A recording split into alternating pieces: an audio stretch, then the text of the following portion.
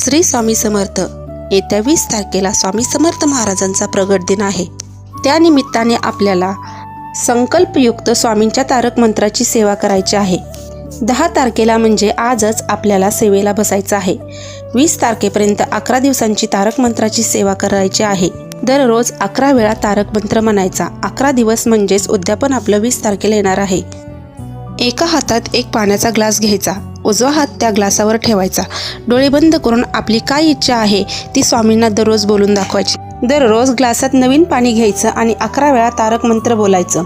तारक मंत्र म्हटल्यावर जे ग्लासातील तारक मंत्राचं सिद्ध झालेलं पाणी आहे ते आपण स्वतःही प्यायचं व घरातील सर्व सदस्यांना तीर्थ म्हणून द्यायचं. 11 दिवसांची ही सेवा आहे. दररोज 11 वेळा तारक मंत्र म्हणायचा आहे.